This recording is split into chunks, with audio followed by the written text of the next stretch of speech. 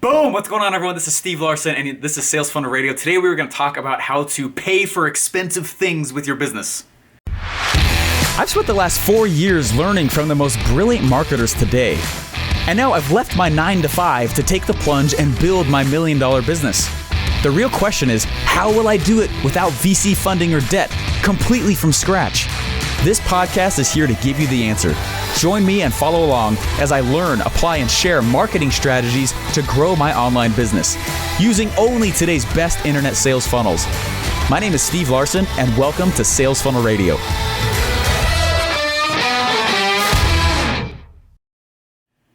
All right, guys. Hey, I'm excited for this episode. This has been kind of a long time in the making. This has been one of those episodes that had kind of been in my mind for a long time as far as something that I want to go share with you guys and teach you something really interesting. I remember the first time I ever saw this. Okay, I want to tell you a story, okay? It was, we were planning Funnel Hacking Live 2017. Okay, we're putting Funnel Hacking Live 2017 together, and I just remember like being on cloud nine. I could not even believe that I was in the planning sessions for Funnel Hacking Live 2017, right? I was freaking out about it. I was super excited. It was Melanie and Dave and Brent that like pulled off all that stuff. It was just fun to be in the room, okay? And I remember, right, Tony Robbins came, okay? And Russell was like, dude, what if we had Tony Robbins to come? We're like, oh my gosh, that's crazy. And so they started doing some research. They started reaching out to his team, and Tony's team reached back out and said, it's gonna cost about this much, okay? Now, I'm not privy to say that amount at all, okay? I'm not even gonna allude, but I will tell you that it was a lot of cash, okay? It was oh my gosh, it was a butt ton of money, okay? A lot of money. And Russell, it was cool to watch what he did next. There was a lesson that I picked up. I was watching him like a hawk, okay? I was due, okay? I was watching him like a hawk, and there's a lesson that happened, okay? He did this. First of all, he goes, oh my gosh, with his face. Oh my gosh. Oh God. Oh, I feel sick. Right? And what was interesting is what he did next, okay? There was a moment where he freaked out, and that's appropriate, and everyone can feel free to do that when you want to buy something expensive, okay? Okay? And then this is what he did, okay? He said yes, okay? He just said yes. And over the course of the event that was being planned, he was very careful to structure the event in a way that would pay for Tony. Isn't that interesting? The event literally liquidated the cost of Tony Robbins, right? And if you go look at any other time he's had someone really big on, that's how he structures it. I was like, that's really fascinating. And it was cool to me because we started doing some pretty interesting things that were very expensive, right? Things like the Harmon Brothers, okay? The Harmon Brothers, they're the ones that did the viral video, and hopefully you guys are cool with me telling all these stories. I want to link it back to what I'm doing right now, and hopefully you'll take something cool from this, okay? What was interesting is with all these other products we started doing, right? With the Harmon Brothers, they did the viral video launch. It's public knowledge, so I'm just gonna say it, right? They charge like $500,000 to do a video. One video, a 3, 4, 5 minute video, $500,000, right? They're expensive, but they also get results. They're really cool, so they can charge it, right? And instead of Russell going, oh, are you kidding? $500,000, which was appropriate, and we all did that at first, like, oh my gosh. The second thing he did though was started figuring out ways where he could either put some kind of campaign or some kind of event or some kind of product or some kind of something to replace that cost so that at the end he is left with both the asset and the thing. Or meaning he's left with his own cash in his hand still, meaning he doesn't let his own cash out. He got something else to pay for it. Does that make sense? This is the smarter VC funding way, okay? You guys know I'm pretty against things like VC funding, but it's because of this very principle right here. Think about a free plus shipping book funnel, right? And a free plus shipping book funnel, right? Or like even like a webinar funnel, right? A lot of times in a webinar funnel, there is a self-liquidating offer before somebody even gets to the webinar. There is something put before they even get to the webinar where if they purchase it and average people just come through and purchase it, 10%, 15%, it liquidates most of the ad cost. So everyone else that actually comes and buys is pure profit. Does that make sense? Right? The same principle applies, so right, that's how it works in a funnel, but the same principle applies also for the business and the way that you're running it, obviously. Okay, so I started using this principle, I started applying it And I told you guys about the story at this last Funnel Hacking Live. Someone was like, oh man, maybe I can like get a discount if I just ask for a discount on this 2 Common Club X program. Maybe I can split it with a few other people. And I was like, no! Like, right? Questions invite revelation. Change the question. Ask the question, how can I afford the most expensive things in life? Solve that problem, not how can I get a discount, right? You'll solve either or, but most people don't ask questions with intent, right? And so what I said to him was like, look, go figure out how to pay for the most impressive, most expensive things in life. And at the end of it, you'll be left with the thing that you wanted that's very expensive, and you'll be left with a paying asset. Okay? Isn't that interesting? If instead I just go out and say, oh man, I guess maybe we'll have to get someone cheaper, or I guess, oh man, I guess we have to do this thing cheaper over here, this kind of thing cheaper over there. What ends up happening is you get a much cheaper experience and there's still no asset. Usually you end up paying out of pocket just a lot cheaper. Does that make sense? So anyways, the same principle applies here, right? When you think about how to liquidate things, how to liquidate cost, this is something that most entrepreneurs end up getting pretty good at as they get down the road. And so I would watch Russell. Now it's like an active theme instead of like I don't know if anyway. Right, he goes and he figures out what he wants to, and then he has, oh my gosh, that's really expensive. What can I get to pay for that instead, right? And adjust my cash flow that way. And so I started applying this, started going through it. So I was actually figuring out, it was about 2 years ago, I launched a funnel that explicitly was there. What eventually started happening was I started making more money off that funnel than I was getting paid in my job. And I, in essence, replaced my income with this funnel that was running on the side while I was working at ClickFunnels. Isn't that interesting, right? I'm always looking for some kind of asset to do that. So when I think about my cost of living, oh, how can I remove my cost of living? Cool, I got a job, let's build a funnel. Boom, wow, that did it. Sweet, now I got both, and there's some security with that, right? Even more security, right? When I finally, I didn't take a paycheck for my business for almost 3 months. We were living on savings through March. It wasn't until April, really, that I got paid.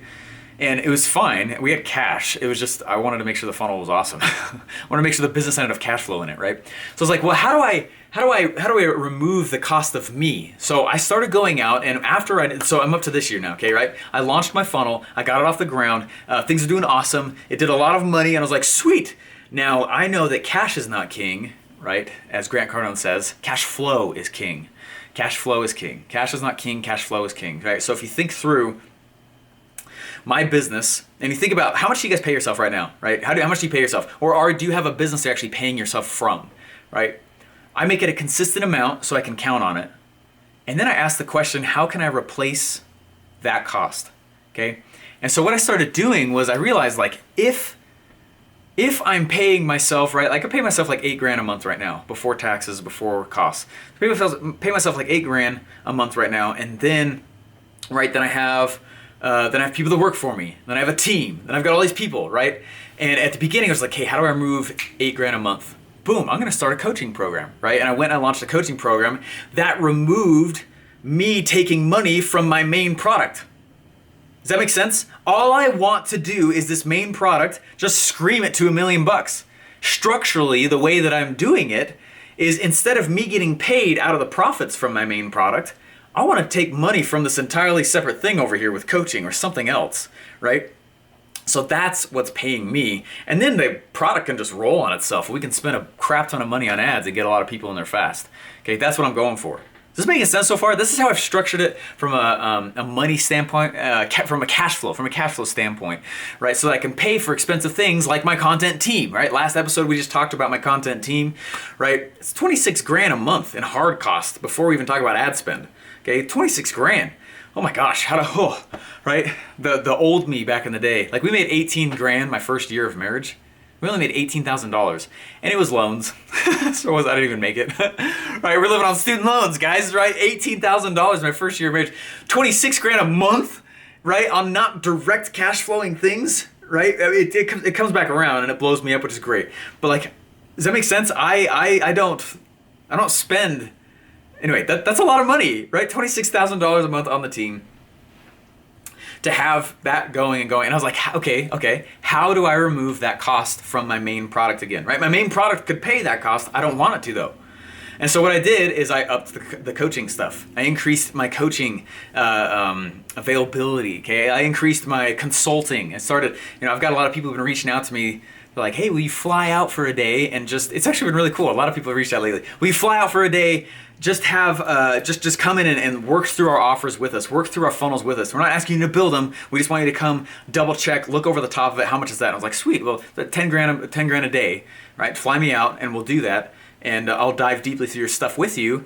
And I'll teach you, I'll show you what to do and how to put it together and critique and tweak or build it straight from the ground up and design your marketing with you, right? So that's what I've been doing, is going through and figuring out different opportunities like that remove the cost of the team, my salary, right? The hard costs that I have, completely remove them and liquidate me from the main product, right? I got this product. I know we've kept the ads tiny because I've been testing stuff, and we're literally, as of yesterday, I'm actually really excited.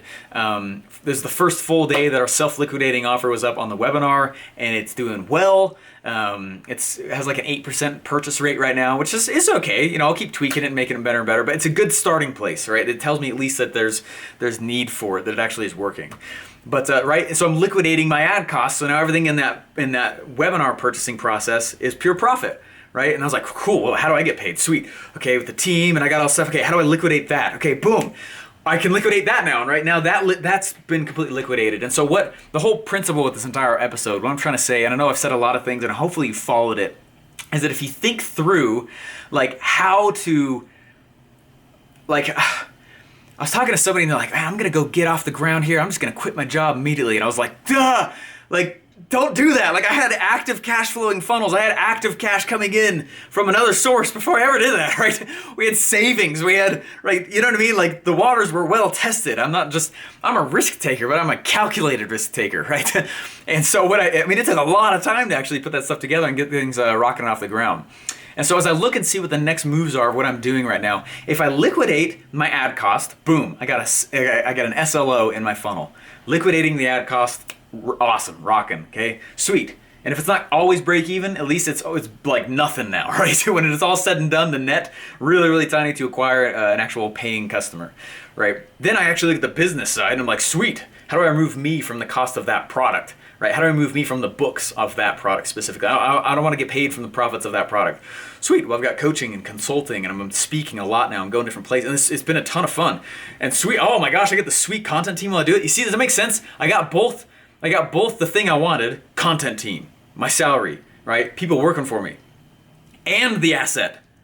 Rather than go, how do I get a discount on stuff? It's a bad question to answer. You'll answer it, just don't answer that one. It's the wrong question, right? So that's what I've been doing. So the next thing that I'm doing is I was like, well, I want like, this is super ninja, okay? If you guys didn't listen to my, I did a deep dive on webinars. It's 2 parts. It's a few episodes ago. It's probably like 10 episodes ago. It's worth listening to. Well, one of the things that I've been doing and I've been seeing other guys do, and I'm about to go toss it in, is on the live webinars, like it's an auto webinar, but on my automated webinars, what I'm doing, okay, this is a new cost, okay? This represents a new cost coming in. Watch how I'm gonna handle it, okay? I want to get, like, we still have awesome support. It's going great, but I want like 24/7 support. I want 3 people in 8-hour shifts. Eesh, okay, good support person. You can typically get good ones, maybe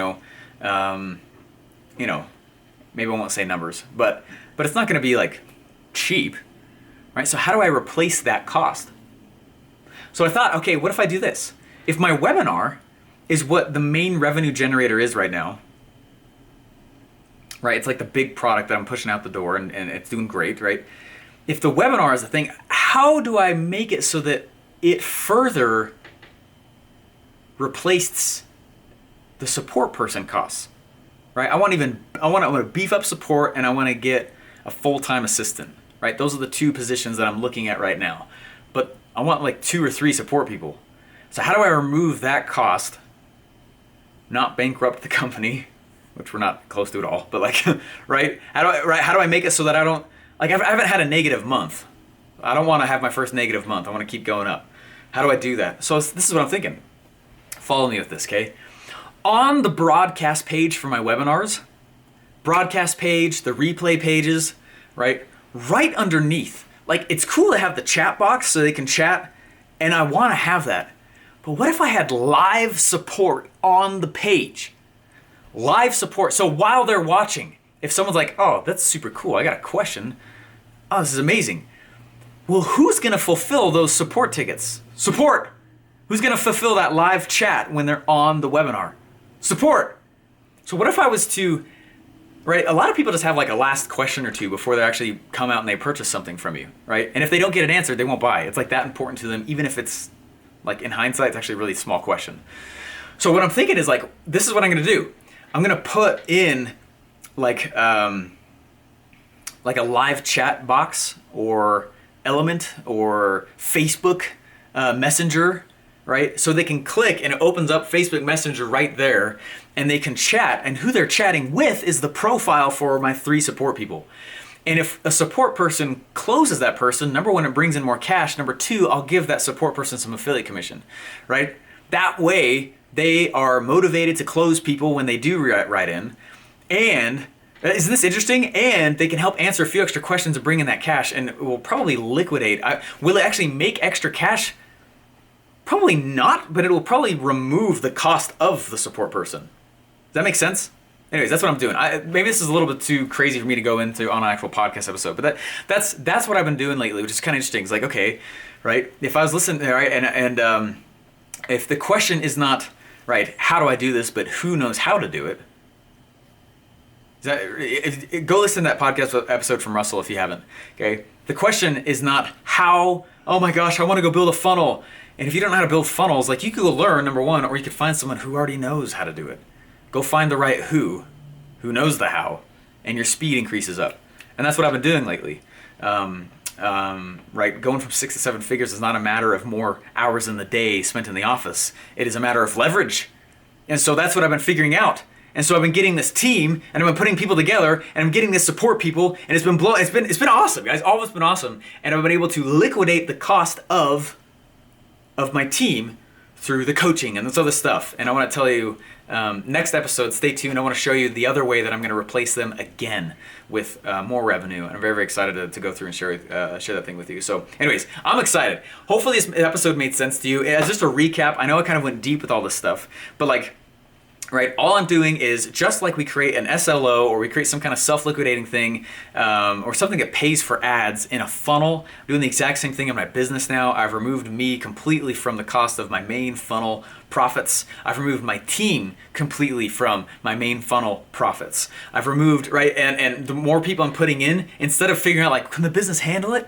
Right, well, the answer is yes, but I don't want to ever go negative. So instead, on my cash, on my revenue or my cash flow. So instead, like, how can I remove that? So I'm getting a few more support people, and I'm just plugging them into the closing process, right? So I'm getting support people, a little bit more aggressive support people who know how to close a little bit, who know just even the smallest amount of closing techniques, so they can come in, and when someone has a question, right, someone's covering that shift of the clock, they can right there answer and close people. So they're answering support questions, the support tickets that come in. We already have a system for that, right? But then they're also answering any kind of closing questions, and that's kind of the thing where I want to go team-wise. I want to go build next and put that together.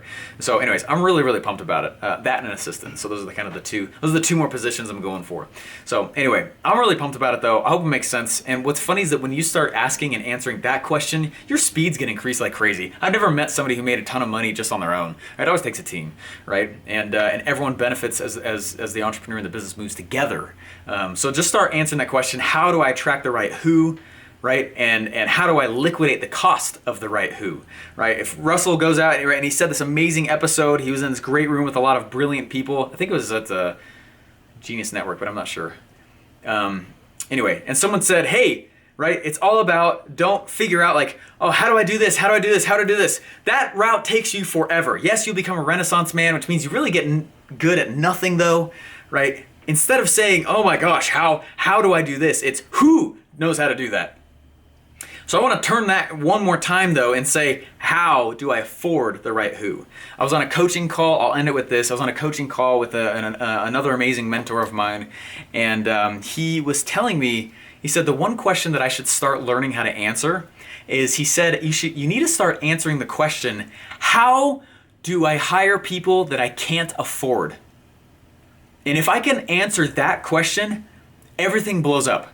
Well, he asked me to start thinking about that probably about 6 weeks, 8 weeks ago. And I've been answering that question. And it's the reason why my team and my business is accelerating, is because I have learned how to hire people and bring people in that I can't afford. How do I do it? I do it by creating a liquidating asset that is just meant just for that cost, okay? I still have one funnel. I still have one thing that I'm doing, that's it. And my focus is there and is absolute. However, like on the cost of the actual business itself, to start like just really leveraging the speed of the team, right? I need to go create something else that pulls in and liquidates the cost for that person. And when I start doing that, oh my gosh, it's crazy. So that's the question I want to pose to you.